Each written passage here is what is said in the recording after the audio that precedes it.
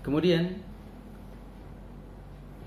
termasuk daripada perbuatan liwat yang kecil, ya, itu adalah melihat kepada hal-hal atau melakukan perbuatan zina, gitu ya, memandang mohon maaf, Syekh Sa'id As-Sa'luki beliau berkata, akan datang segolongan kaum dari umat ini yang disebut dengan kaum Lutiyun.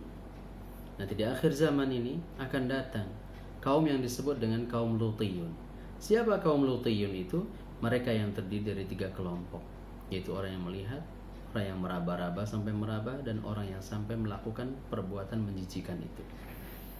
Ya, naudzubillah, tsumma naudzubillah min dzalik. Kemudian memandang dengan pandangan yang membangkitkan syahwat kepada wanita selain pada istrinya sendiri, ya, atau pemuda amrad, ya, pemuda anak-anak yang masih belum tumbuh kumis, belum tumbuh cambang dan lain sebagainya, ini adalah termasuk bagian daripada zina. Ini bapak-bapak, saudara-saudara sekalian, hati-hati ya. Jadi kalau melihat ada seorang anak yang ganteng sekali, kita perlu berhati-hati. Ya, khawatirnya kita termasuk atau melakukan perbuatan zina, nggak boleh. Ya, perlu berhati-hati di sini. Karena apa? Zinanya mata itu melihat, zinanya lisan itu berbicara tanpa kontrol, tanpa semaunya sendiri, asal ngomong aja gitu ya. Kemudian zinanya tangan itu memukul, melakukan perbuatan-perbuatan kasar ya. Kemudian zinanya kaki itu melangkah kepada hal yang tidak diridhoi oleh Allah Subhanahu wa taala, dan zinanya telinga itu mendengar, serta zinanya nafsu adalah membayangkan melakukan zina dengan orang lain. Ini adalah zina nafsu kita, waliyadu billah. Oleh karenanya ada seorang salafus saleh kita yang bernama Hasan bin Dzakwan. Beliau mengatakan, hindari bermajlis dengan anak-anak muda, anak-anak orang yang kaya, karena mereka itu terawat dengan sebaik-baiknya. Sehingga apa? Sehingga ketampanan mereka itu melebihi para wanita, syahwatnya melebihi wanita. Maka beliau dan para tabi'in mengatakan, binatang buas sekalipun kami tidak takut. Ya, tidak ada yang lebih kami khawatirkan mengenai seorang pemuda ahli ibadah, termasuk binatang buas. Kami tidak khawatir, kecuali kami khawatir apabila ada pemuda amrad, anak yang masih muda, yang ganteng, yang kemudian mendatanginya. Ini dikhawatirkan oleh para salafus saleh kita. Bahkan Al-Imam Ahmad ibn Hanbal rahimahullah, suatu ketika beliau mendapatkan tamu, dan tamunya ini bersama dengan seorang anak laki-laki yang ganteng sekali. Imam Ahmad bertanya, ini anak muda ini siapa? Laki-laki itu bertanya, wahai imam, ini adalah keponakan saya. Maka Imam Ahmad bin Hanbal mengatakan, kalau bisa lain kali usahakan kamu jangan bawa anak itu lagi ke sini, dan jangan kamu berjalan bersama dengan anak ini di tengah-tengah jalan keramaian orang, khawatir terjadi fitnah di kalangan manusia. Ya, ini saudara-saudara sekalian dirahmati Allah Subhanahu wa taala. Bahkan mungkin masing-masing dari kita juga pernah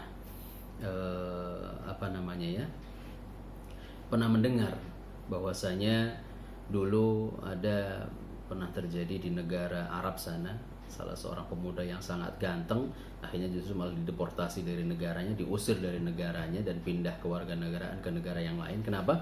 Karena saking gantengnya. Wallahu a'lam berita ini betul atau tidak, akan tetapi berita itu beredar di kalangan masyarakat. Nah, ini menunjukkan apa? Menunjukkan bahwa bagi Anda yang dikaruniai kegantengan oleh Allah Subhanahu wa taala, jangan sampai kemudian diumbar kegantengannya. Jangan sampai kemudian dipergunakan, disalahgunakan, sehingga apa? Sehingga kegantengan tersebut justru malah mengakibatkan apa? Murka daripada Allah Subhanahu wa taala. Saudara sekalian yang dirahmati Allah Subhanahu wa taala, pernah dikisahkan bahwa duta dari Abdul Qais, ya, dari Bani Abdul Qais datang kepada Nabi sallallahu alaihi wasallam, menghadap Rasul sallallahu alaihi wasallam, ya, dan di antara mereka ini ada seorang anak muda yang tampan. Maka Nabi pun mempersilahkan mereka untuk duduk di belakang beliau, dan beliau berkata bahwasanya fitnah yang menimpa Daud alaihissalam itu bermula dari pandangan. Artinya apa?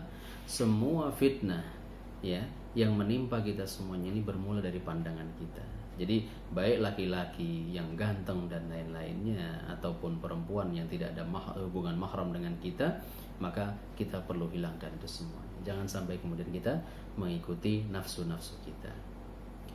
Saudara-saudara sekalian yang dimuliakan Allah Subhanahu wa taala. Inilah kira-kira penjelasan dari kitab Al-Kabair tentang masalah bab liwat. Jadi saya ingatkan kembali kepada kita semua dan terutama kepada kalian, wahai orang-orang yang mengaku bahwa saya ini adalah merupakan hak asasi manusia. Ingatlah bahwasanya ini adalah penyakit yang kalian pasti akan bisa sembuh dengan cara kalian bertaubat kepada Allah dan tinggalkan kebiasaan itu. Kenapa? Karena dengan kalian meninggalkan kebiasaan itu, maka Allah akan meridhai kalian. Allah akan terima taubat kalian. Taubatlah kepada Allah, kembalilah kepada Allah, agar supaya Allah Subhanahu wa taala juga berikan keselamatan kepada seluruh umat manusia di muka bumi ini. Tapi jika tidak, maka tunggulah azab yang sangat pedih Allah akan berikan kepada kalian. Mudah-mudahan kita berharap kepada Allah, mudah-mudahan anak-anak kita, keluarga kita, diri kita sendiri dan seluruh kaum muslimin dijaga oleh Allah Subhanahu wa taala daripada melakukan perbuatan-perbuatan seperti mana perbuatannya kaum Nabi Lut. Mudah-mudahan Allah jaga kita dan mudah-mudahan Allah berikan ilmu yang bermanfaat kepada kita dan kita bisa menjalankannya. Amin ya rabbal alamin. Demikian yang bisa kami sampaikan. Hadanallahu wa iyyakum ajma'in. Wallahu a'lam bishawab. Alhamdulillahirabbil alamin. Subhanakallahumma bihamdika asyhadu an la ilaha illa anta astaghfiruka wa atubu ilaik. Wa sallallahu ala nabiyyina Muhammadin wa ala alihi wa sahbihi wasallam. Subhana rabbika rabbil izzati amma yasifun wa salamun alal mursalin. Alhamdulillahirabbil alamin. Wal afu minkum. Assalamualaikum warahmatullahi wabarakatuh.